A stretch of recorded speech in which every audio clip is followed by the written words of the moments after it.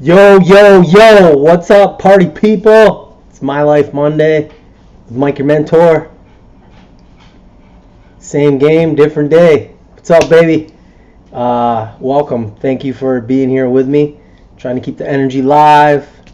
Uh, my coach in college said, because I was so energetic, so hyper, if he could bottle up my energy and sell it, uh, he'd quit coaching and be a billionaire, something to that effect. I've calmed down quite a bit since then. You may not know that, but I used to be a spaz. So, come a long way. Life has a way of doing that to you. If you're new to this page, I usually don't start it off like that, but welcome. The whole purpose behind this page is to help you, brother, right? I don't know where you're at in your life. I don't know where you're at with your relationship with your wife, where your relationship with your kids, what kind of friend you are, how you are out in your community. But I do know this. As men, we have a higher calling on our lives. As fathers, as husbands, as friends, and as leaders in the community. And we've lost our way as men. And it's my opinion that the world is the way it is because we, especially in Western society, don't know what real manhood looks like.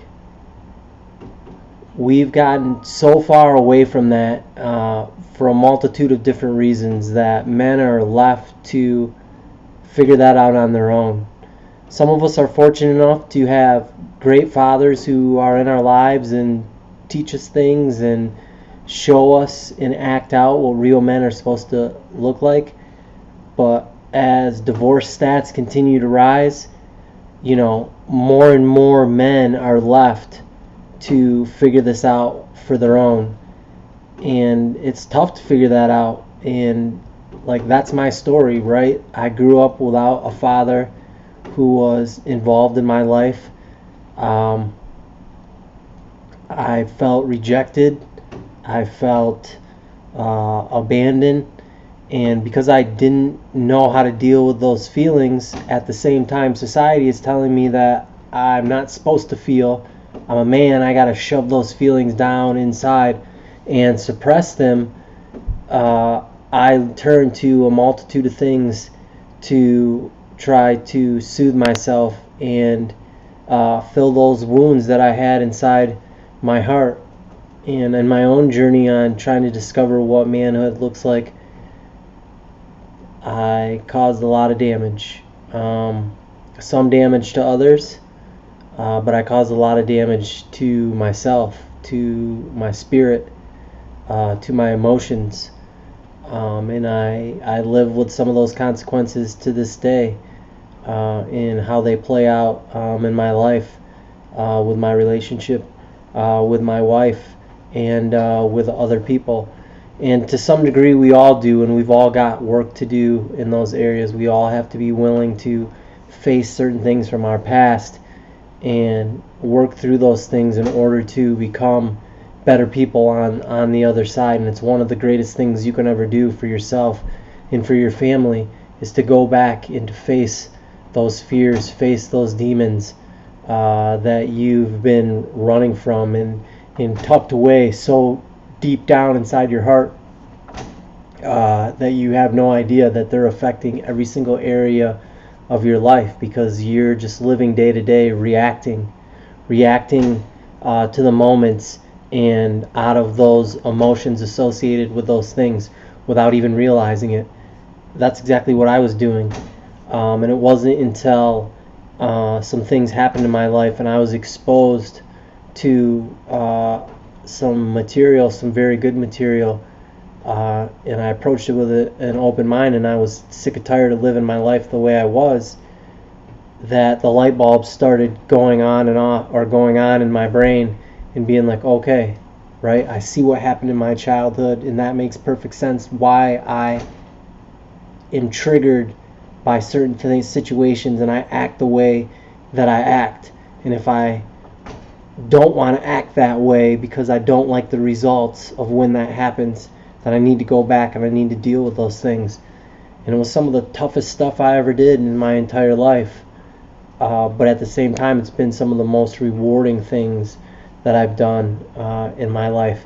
And out of that search, out of this whole thing, it's helped to birth this page, right? Where I'm taking my 38 years of wisdom. I feel like there's 100 years packed in those 38 years, but and I'm sharing it with anybody who wants to listen, because I can't go another day seeing or knowing that there's another man out there who's hanging on by a single thread, waiting to hear something, waiting for some hope, waiting for some encouragement, maybe looking for someone who understands what they're dealing with, the stress that comes with being a man and juggling these different hats and these different responsibilities, and they're looking for something that they've never heard.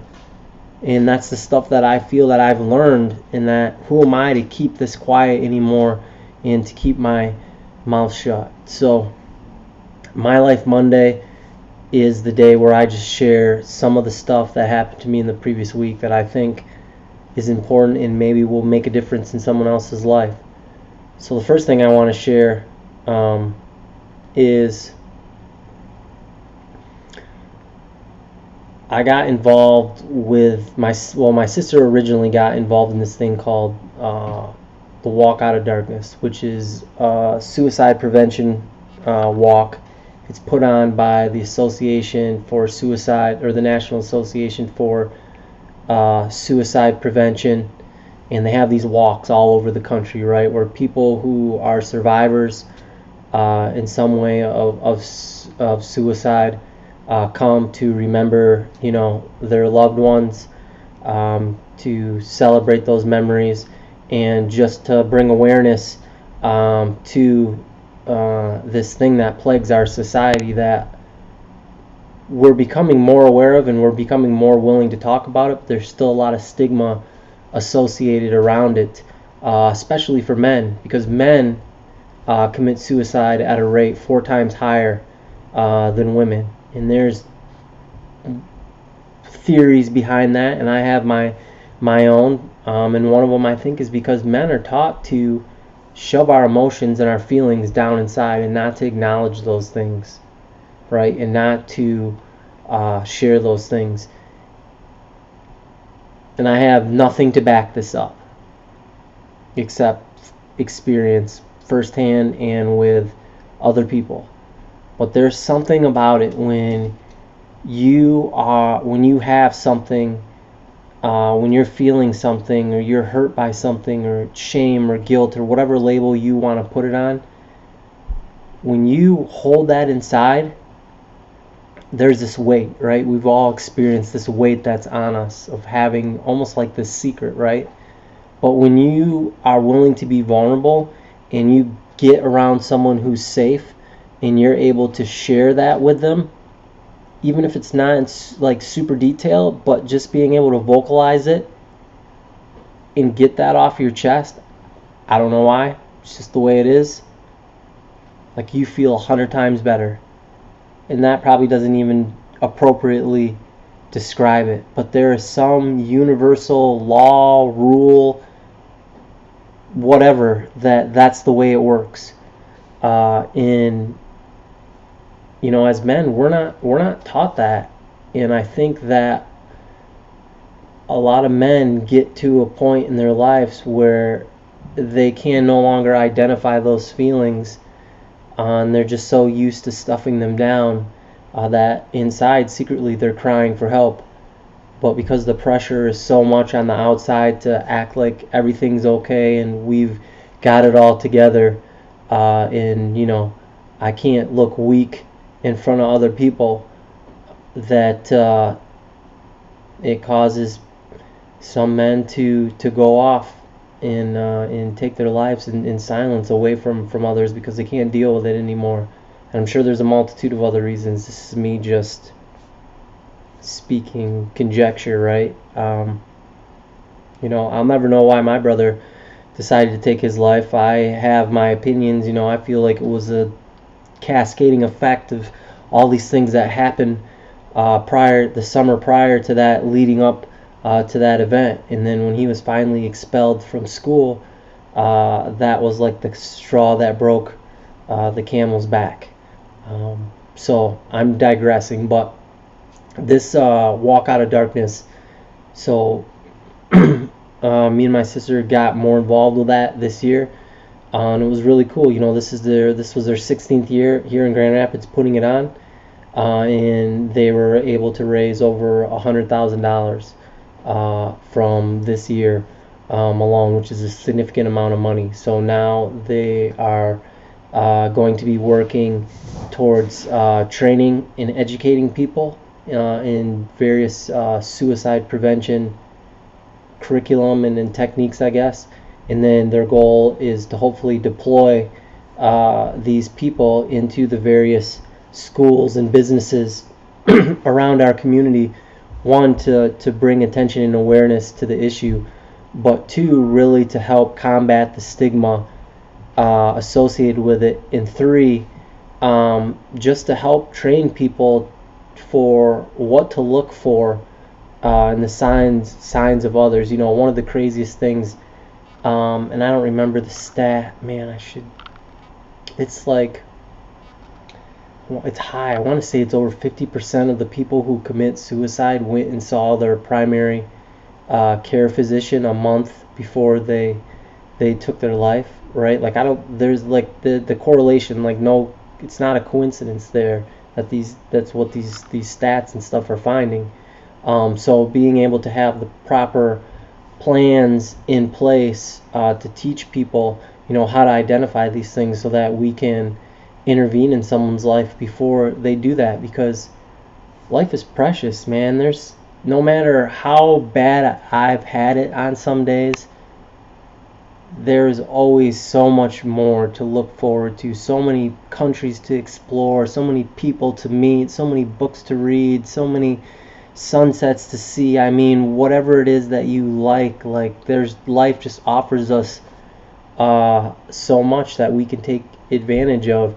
And if we can see somebody who is having a bad day and be able to come alongside them and say, hey man, is everything okay? Can I give you a hug? Do you need a pat on the back? You need a fist bump? Whatever that looks like, that attention and that human connection that person probably hasn't been getting, and that they're so desperately inside needing. If that could just save one more life, then absolutely it's totally worth it, right? Totally worth it. I think about all the time what my brother's life would be like right now. What kind of job would he be working? Like, how many kids would he have? Like, who's the person he'd marry? Like, where would he live? What our life would look like. And it's crazy to think that I think it's every 6 seconds in the United States someone takes their life. Might be 6 minutes. I have to recheck that stat. But anyways, it's just crazy, right? And the figures are going up and up and up, despite everything that's happening. So this is something that we definitely need to continue to fight. So that's what happened yesterday on Sunday. It was a great day. A lot of people came through. Saw a lot of old people from my high school, principals, and some secretaries and stuff that I had seen in a long time. So it was really good, really, really encouraging as well. So the next thing that I want to talk about, or I want to share with you guys, actually it's just going to be the last thing. I know I've been like this whole week like talking about suicide and like all this stuff, and I don't mean to like,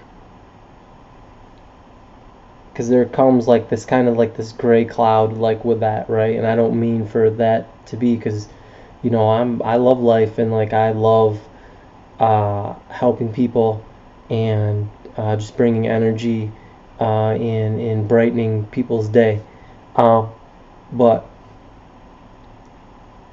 this is how important like this is. And I don't say this, I am not I'm not bragging like when I'm saying this. I'm just telling you this to like show the effects of like what our own stories can have on another person's life, and the difference we can make to somebody and not even knowing it through the smallest gestures. So I shared earlier this week a video on my page that I recorded about struggling with my brother's suicide. I think when I recorded that, it was like 16 years later, and how that was still affecting me, and how I didn't realize it. Right? I talked about this at the beginning of the video. These things in our past that we carry that affect every area of our life. And I made this video, and when I made this video, a guy somewhere else in the world reached out to me, and he asked if he could talk to me. And I was like, yeah, sure, man. Like, hit me up on Facebook, whatever, however this needs to look. I'd love to talk to you. And so I got on, I think we did either Skype or Messenger. Ended up talking to him, and this guy's got just an incredible story. You know, he was a cancer survivor, and went into remission, and he was in remission for a long time, and then the cancer came back with a vengeance, and he was beside himself and didn't know what to do, and he wanted to take his life. And I don't remember the exact details, but he had seen my video, and that helped change his mind from doing that, right? And he wanted to reach out to thank me, but to also just talk to me a little bit as well. And so he did that, and we've actually developed a really good friendship over these last couple of years. And it's been really cool to do life with him, right? And to come alongside him and be his friend and encourage him. And so as he's been fighting this cancer, he has not been happy with the quality of his life. And as a result, he decided that he was going to go off all of his medication. And he's been a different person, right, since that. I mean, he's got more energy. He's more of the person I met when I first met him. So there's no there's a huge difference, right? That medication was having a huge effect on him, plus the chemo and stuff that he was doing. Now he's kind of back to his old self, but he got tested today, and the results weren't very good. I talked to him, but I don't know what that means. Like, what the rest of his life's gonna look like, how long that's gonna be, none of that.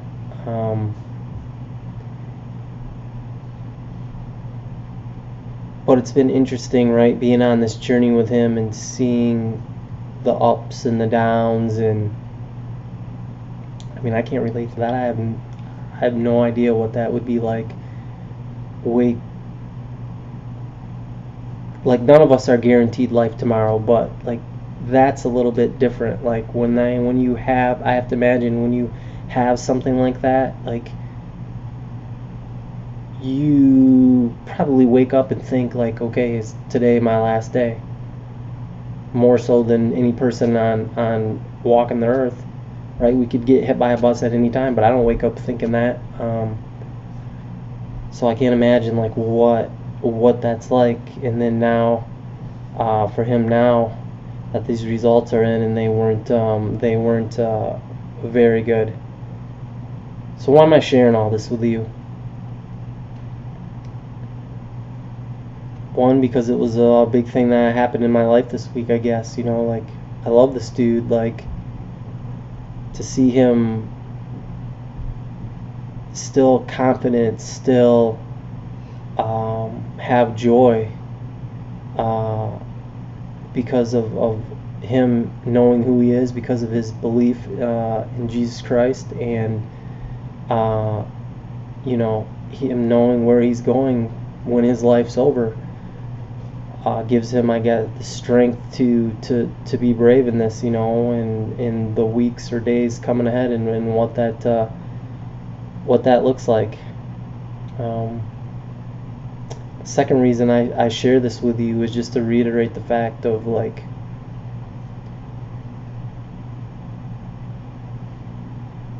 there's going to be plenty of times in our lives where we're going to encounter somebody who is not having a good day, and that can look like a lot of different things.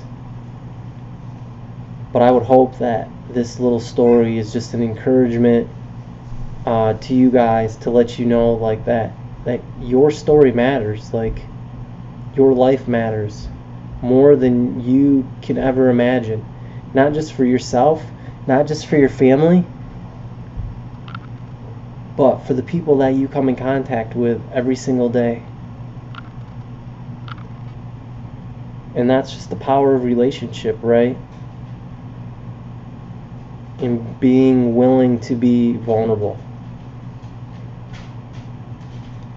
What would our world look like if we were all more vulnerable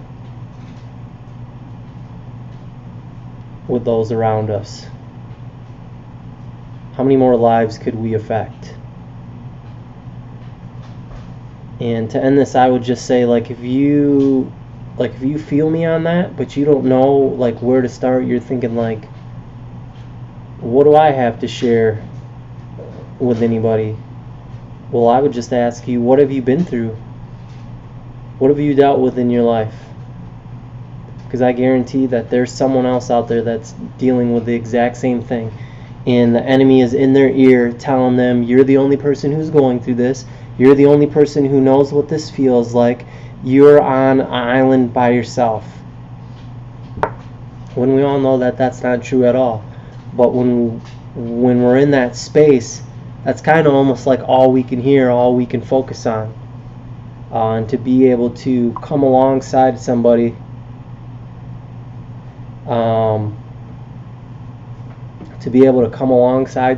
and say, hey man, I get it. I understand, like, here's what happened to me, or, and, like, here's how I dealt with it. Like, you can get through this, or whatever that looks like, whatever conversation God brings you into, it's for a reason. So, I would hope that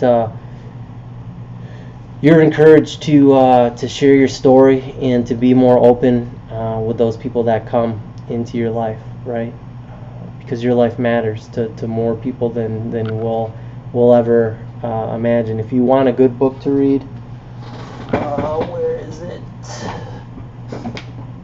I don't know, I got a bazillion books around here, but there's a book, right here.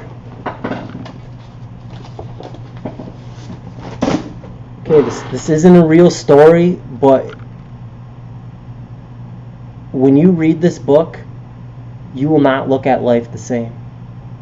Because this story is exactly like the perfect picture of what I'm talking about. And this book is called The 5 People You Meet in Heaven by Mitch Albom. So if you're older like me, same guy who wrote the Fab Five book, Michigan Fab Five, he wrote Tuesday with Morrie's. So a very prolific writer, but a very great writer. And this book is about a guy who dies and thinks that he's lived a insignificant life, and he goes to heaven and he meets these 5 people, and they all tell him uh, they not only tell him, but it's kind of like the Ghost of Christmas Past or whatever that Christmas Carol movie is or whatever, where they bring him back in time and they show him how what he did in his life made an effect on them, and he wasn't even aware of that. And I believe that's our story every single day. From the cashier that you smile at the gas station and say, hey, how you doing today? To the person who's stuck on the side of the highway that maybe you're the guy who stops and gives them a hand. Right? We never know how we're affecting people and the depths that goes. So I'm going to stop rambling about that. I love you guys. If you need anything, I'm dead serious, man.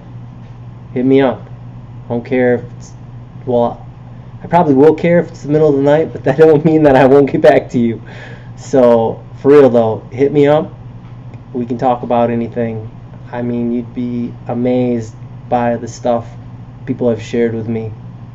Not because I think I'm special, but because I honor their story and I honor their journey, and I'm not here to pass judgment on anybody, because I think what people realize with some of the stuff that I've shared on this page, right? Like, I've done some stupid stuff. I've hurt some people very close to me. So who would I be to sit in a position of judgment over somebody else? So it's all love, baby. I will talk to you guys tomorrow. Peace out.